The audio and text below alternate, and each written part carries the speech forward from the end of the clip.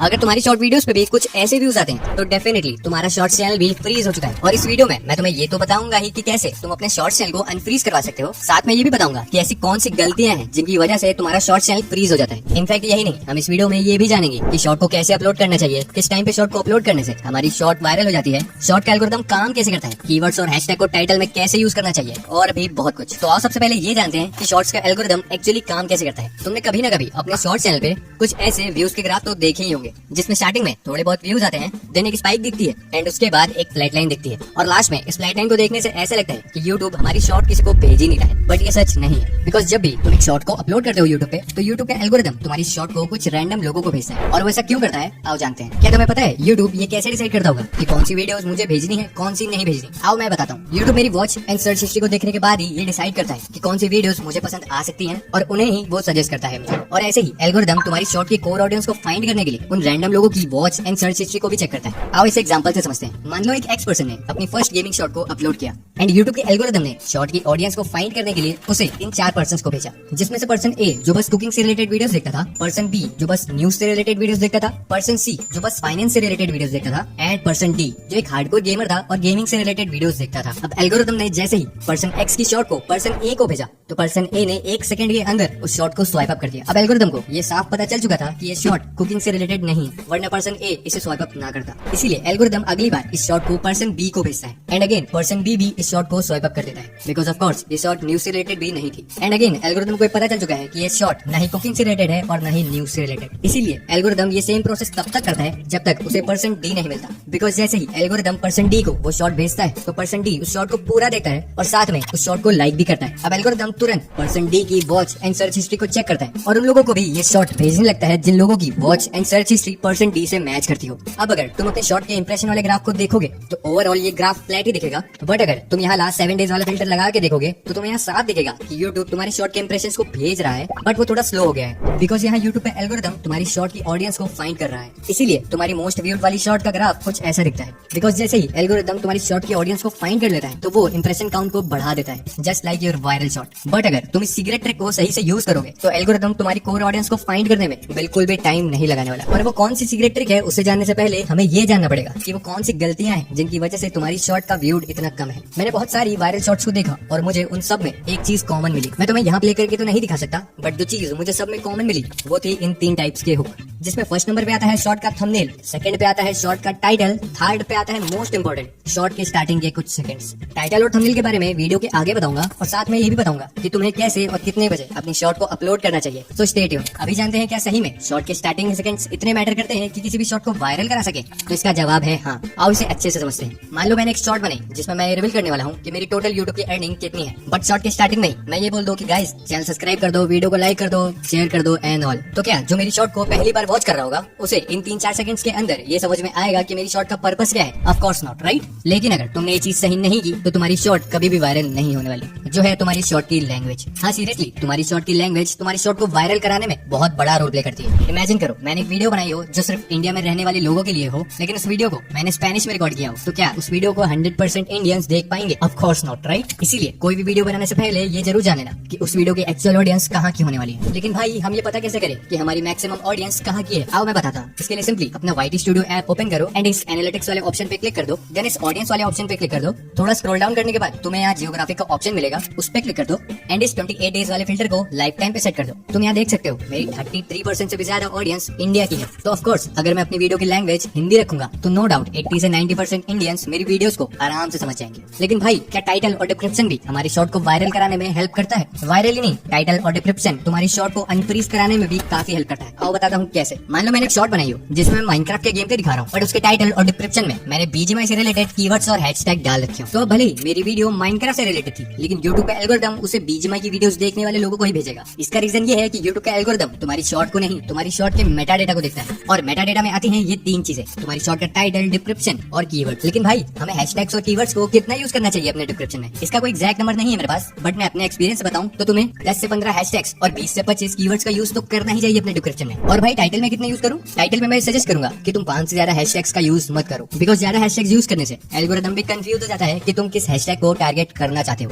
That's why मैं suggest नहीं करूंगा कि तुम 5 से ज्यादा हैशटैग्स का यूज करो। और भाई क्या सही में हैशटैग्स और कीवर्ड को यूज करने से हमारा शॉर्ट चैनल भी अनफ्रीज हो सकता है? लगता है इसका जवाब है हाँ, बिकॉज जब भी तुम हैशटैग्स और कीवर्ड्स को अपने टाइटल और डिस्क्रिप्शन में यूज करते हो तो एल्गोरिथम को काफी हेल्प मिलती है तुम्हारी कोर ऑडियंस को फाइंड करने में। बाय द वे, अगर तुम भी ये मिस्टेक करते हो तो 100% चांसेस है कि तुम्हारा शॉर्ट चैनल भी फुल्ली फ्रीज हो जाएगा। और वो क्या है बताऊंगा, लेकिन उससे पहले 1 मिनट के अंदर ये जानते हैं कि कैसे तुम्हें अपनी शॉर्ट को अपलोड करना चाहिए। सिंपली अपने YouTube ऐप ओपन कर लो एंड इस प्लस वाले आइकन पे क्लिक कर दो। अब जो भी शॉर्ट तुम्हें अपलोड करनी है उसे सेलेक्ट कर लो यहाँ से एंड अब इस एड साउंड वाले ऑप्शन पे क्लिक कर दो। थोड़ा स्क्रॉल डाउन करने के बाद तुम्हें यहाँ टॉप साउंड्स का ऑप्शन मिलेगा। By the way, top sounds के अंदर जितने भी सॉन्ग्स तुम्हें मिलते हैं वो सारे एकदम ट्रेंडिंग होते हैं, इसीलिए बहुत ज्यादा चांसेस है कि जो सॉन्ग तुम सेलेक्ट करते हो उस सॉन्ग के साथ तुम्हारी शॉर्ट्स भी वायरल हो सकती है। इनफैक्ट तुम देख सकते हो इस सॉन्ग पे टोटल कितनी सारी शॉर्ट्स बन चुकी हैं। तो मैं भी इसे सेलेक्ट कर लेता हूँ ताकि इस सॉन्ग की वजह से मेरी भी शॉर्ट रैंक करने लगे। यहाँ पे सॉन्ग को सेलेक्ट करने के लिए तुम्हें बस इस एरो पे क्लिक करना होगा, देन इस आइकन पे क्लिक करना है एंड दैट्स इट। अब तुम्हें बस ऑडियो वाले सेक्शन में जाके अपनी ऑडियो को 100% रहने देना है और सॉन्ग वाली ऑडियो को 5% करने देना है। जैसे ही ऑडियो सेलेक्ट हो जाए तो तुम इस क्रॉस वाले आइकन पे क्लिक कर देना, देन इस नेक्स्ट वाले आइकन पे क्लिक कर देना। अब अगर तुम अपनी शॉर्ट के लिए थंबनेल सेलेक्ट करना चाहते हो तो यहाँ पे तुम्हें एक पेंसिल वाला आइकन शो हो रहा होगा, उस पे क्लिक कर दो। अब जिस भी फ्रेम को तुम अपना थंबनेल बनाना चाहते हो उसे सेलेक्ट कर लो यहाँ से एंड दैट्स इट। अब जैसे ही तुम्हारी वीडियो 100% प्रोसेस हो जाए तो तुम उसे तुरंत पब्लिक भी कर सकते हो। भाई तुमने ये तो बता दिया कि अपलोड कैसे करना है, बट ये नहीं बताया कि हर वीक मुझे कितनी शॉर्ट अपलोड करनी चाहिए। यहाँ भी इसका कोई एग्जैक्ट नंबर नहीं है कि तुम्हें इतनी शॉर्ट्स अपलोड करनी ही चाहिए हर वीक। तो भाई हम ये कैसे पता करें कि हमारे लिए कितनी शॉर्ट्स अपलोड करना बेस्ट रहेगा? इसके लिए तुम यूज कर सकते हो इस ट्रिक का, जिससे तुम आराम से जान सकते हो कि तुम्हें कितनी शॉर्ट्स अपलोड करनी चाहिए हर वीक, जिसका नाम है what's your making time. Simply तुम्हें बस ये नोटिस करना है कि तुम्हें एग्जैक्टली एक शॉर्ट को बनाने में कितना टाइम लगता है और इसी टाइम के हिसाब से तुम्हें अपनी शॉर्ट को अपलोड के लिए शेड्यूल करना है। आओ शॉर्ट में समझाता हूँ। मान लो मुझे एक शॉर्ट को बनाने में 1 दिन का टाइम लगता है। अब मैं इसमें 1 दिन और एक्स्ट्रा ऐड करूंगा ताकि मैं कंसिस्टेंटली वीडियोस अपलोड कर सकूं, बिकॉज तुम्हें भी ये बात अच्छे से पता है कि अगर तुम कोई काम बिना ब्रेक लिए करते हो और उसमें अच्छे रिजल्ट्स ना मिले तो तुम उस काम को ज्यादा दिन तक नहीं कर सकते, राइट? दैट्स व्हाई मैं अपने वर्किंग डेज में एक एक्स्ट्रा दिन ऐड करता हूँ, जिसको मैं बोलता हूँ ब्रीदिंग डे। ऐसे ही तुम भी अपनी मेकिंग टाइम को कैलकुलेट करके अपलोड्स को शेड्यूल कर सकते हो। जैसे मुझे अब ये पता चल चुका है कि मुझे हर वीक 3 शॉर्ट्स को अपलोड करना है। भाई ये क्वेश्चन है, मैंने अभी तक अपने शॉर्ट चैनल पे एक भी लॉन्ग वीडियो को अपलोड नहीं किया है, लेकिन मेरी शॉर्ट्स पे ठीक ठाक व्यूज आ जाते हैं। तो क्या मुझे अपने शॉर्ट चैनल पे लॉन्ग वीडियोस को अपलोड करना चाहिए? इसका जवाब है नहीं। मैं कभी सजेस्ट नहीं करूंगा कि तुम अपने शॉर्ट चैनल पे लॉन्ग वीडियोस को अपलोड करना स्टार्ट कर दो, बिकॉज शॉर्ट चैनल पे लॉन्ग वीडियोस को अपलोड करने से बहुत ज्यादा चांसेस है कि तुम्हारी लॉन्ग वीडियोस का CTR एंड ऑडियंस रिटेंशन बहुत खराब होने वाला है। और ये बात तुम भी अच्छे से जानते हो कि अगर ये दोनों चीजें अच्छी नहीं हुई तो भले ही तुम्हारी वीडियो और थंबनेल कितना भी अच्छा हो, लेकिन अच्छा रिस्पॉन्स नहीं आने वाला। लेकिन भाई ऐसा होता क्यों है? इसके पीछे का रीजन ये है कि शॉर्ट्स देखने वाले लोगों का अटेंशन स्पैम बहुत कम होता है। लेकिन अगर तुम्हें लॉन्ग वीडियोस को अपलोड करना ही है तो तुम्हारे पास यहाँ पे 2 ऑप्शन है। फर्स्ट, या तो लॉन्ग वीडियोस के लिए एक न्यू चैनल बना लो, या तो सेकंड, लॉन्ग वीडियोस की लेंथ स्टार्टिंग में बहुत कम रखो, लाइक 1 से 2 मिनट की। इसीलिए तुमने बहुत सारे क्रिएटर्स को देखा होगा जो लॉन्ग वीडियोस के लिए अलग चैनल बनाते हैं और शॉर्ट्स के लिए अलग। बाय द वे, ये गलती मत करना, वरना इससे तुम्हारा चैनल टेम्पररी फ्रीज भी हो सकता है, जो है रीअपलोडिंग वीडियोस। तुम्हारे साथ भी कभी ना कभी ये जरूर हुआ होगा कि तुमने बहुत मेहनत से कोई वीडियो बनाई हो और उसे ये सोच के अपलोड किया हो कि इस पे तो लाखों में व्यूज आएंगे, बट जैसे ही तुमने उसे अपलोड किया हो तो उस पे 10 या 20 व्यूज ही आए हो, राइट? ऐसे टाइम पे बहुत सारे क्रिएटर्स उस वीडियो को डाउनलोड करके रीअपलोड कर देते हैं, जो कि बिल्कुल भी सही नहीं है। बिकॉज जब भी तुम कोई वीडियो या शॉर्ट को डाउनलोड करके अपलोड करते हो तो यूट्यूब के एल्गोरिथम को ये लगता है कि तुम कोई स्पैमर हो जो वीडियोस को बार बार रीअपलोड कर रहा है। डेफिनेटली तुम रीअपलोड कर सकते हो, बट जब भी तुम रीअपलोड करो उस वीडियो को डाउनलोड करके नहीं, ओरिजिनल वीडियो को ही अपलोड करना, और वो भी 1-2 दिन ब्रेक लेके। बाय द वे, ये एक ऐसी मिस्टेक है जिसको अगर तुमने गलती से भी किया तो तुम्हारा चैनल परमानेंटली फ्रीज भी हो सकता है। लेकिन उसको जानने से पहले ये जानते हैं कि किस टाइम पे तुम्हें अपनी शॉर्ट को अपलोड करना चाहिए जिससे तुम ज्यादा से ज्यादा व्यूज गेन कर सको। मैं अपने एक्सपीरियंस से बता रहा हूँ, ये क्वेश्चन तुम्हारे लिए तब तक एक हेडेक बना रहेगा जब तक तुम्हारे अच्छे खासे सब्सक्राइबर्स और रेगुलर व्यूअर्स नहीं बन जाते। बिकॉज अगर मान लो मैं ये बोलूँ कि 10 शॉर्ट्स क्रिएटर हैं जो सेम शॉर्ट को अपलोड करने वाले हैं, वो भी फिक्स टाइम पे, लेकिन फिर भी उनमें से बस 1 या 2 के शॉर्ट पे ही व्यूज आएंगे,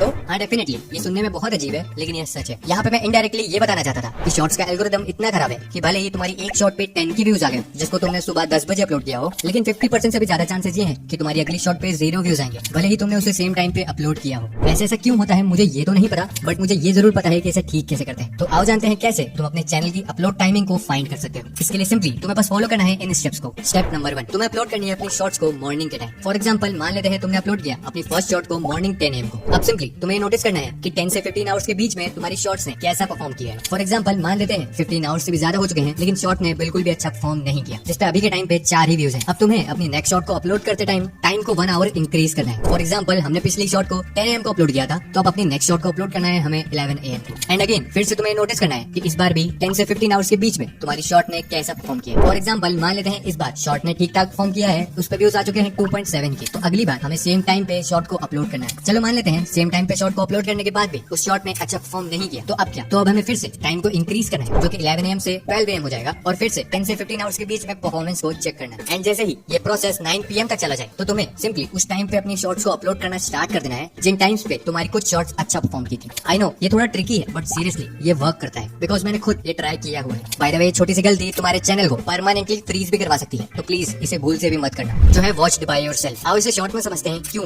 और कैसे हमारा चैनल परमानेंटली फ्रीज हो जाता है इससे। फॉर एग्जाम्पल, मान लेते हैं मैंने अपना एक न्यू चैनल बनाया जिसका नाम ए है एंड उस पे मैंने अपनी फर्स्ट शॉट को अपलोड किया। देन अपने उसी चैनल से मैंने अपनी फर्स्ट शॉट को वॉच कर लिया। बट ऐसा मैंने एक बार नहीं 20 से 25 बार और किया और अपनी हर शॉट को मैं खुद वॉच करता रहा। एंड अब 90% से भी ज्यादा चांसेस ये हैं कि मेरा चैनल फ्रीज हो जाएगा। बिकॉज जब भी तुम अपनी वीडियोस को अपने उसी चैनल से देखते हो जिस चैनल से तुमने उसे अपलोड किया हो, तो यूट्यूब का एल्गोरिदम इसे इनवैलिड एक्टिविटी में काउंट करता है। और बहुत ज्यादा चांसेस है कि अगर तुमने ये गलती बहुत टाइम तक की तो यूट्यूब तुम्हारे मोनेटाइज चैनल को डिमोनेटाइज कर सकता है, तुम्हारे चैनल की रीच रोक सकता है, इनफैक्ट तुम्हारे चैनल को समटाइम्स परमानेंटली डिलीट भी कर सकता है। सो प्लीज अपनी वीडियोस को उस चैनल से कभी मत देखना जिस चैनल से तुमने उसे अपलोड किया हो। और अगर तुम्हें देखना ही है उसे तो तुम उसके लिए एक अलग चैनल बना लो। वैसे अगर तुम इस ट्रिक का यूज करते हो तो बहुत ज्यादा चांसेस है तुम्हारा शॉर्ट्स चैनल बहुत ही जल्द अनफ्रीज हो जाएगा। रिसेंटली मैंने नोटिस किया है कि जब भी तुम अपने शॉर्ट्स चैनल पे लॉन्ग वीडियोस को पहले अपलोड करते हो तो तुम्हारी शॉर्ट्स फ्रीज होने के चांसेस बहुत कम हो जाते हैं। इसके पीछे का एग्जैक्ट रीजन तो मुझे नहीं पता, बट जो मुझे लगता है वो ये है कि जब भी तुम लॉन्ग वीडियोस को पहले अपलोड करते हो तो यूट्यूब शॉर्ट वीडियोस के कंपैरिजन में बहुत कम टाइम लगाता है तुम्हारी कोर ऑडियंस को फाइंड करने में। और जैसे ही यूट्यूब तुम्हारी कोर ऑडियंस को फाइंड कर लेता है तो वो उन लोगों को भी तुम्हारी शॉर्ट्स भेजने लगता है जिन्होंने तुम्हारी लॉन्ग वीडियोस को देखा है। आई नो मैं थोड़ी देर पहले ये बोल रहा था कि शॉर्ट चैनल पे लॉन्ग वीडियोस को अपलोड नहीं करना चाहिए। मैं वहाँ लॉन्ग टर्म तक वीडियोस अपलोड करने के लिए मना कर रहा था, शॉर्ट टर्म्स के लिए नहीं। इसीलिए मैं साथ में ये भी सजेस्ट करूंगा कि जैसे ही तुम्हारा शॉर्ट चैनल अनफ्रीज हो जाए तो तुम लॉन्ग वीडियोस के लिए एक अलग न्यू चैनल बना लेना। बाय द वे, अगर तुम अपने शॉर्ट चैनल को 6 दिन के अंदर अनफ्रीज कराना चाहते हो तो इस वीडियो पे क्लिक कर दो। बिकॉज इस वीडियो में मैंने वो सारी सीक्रेट ट्रिक को रिवील किया है जिनको मैं खुद यूज करता था अपने शॉर्ट चैनल को अनफ्रीज करवाने में।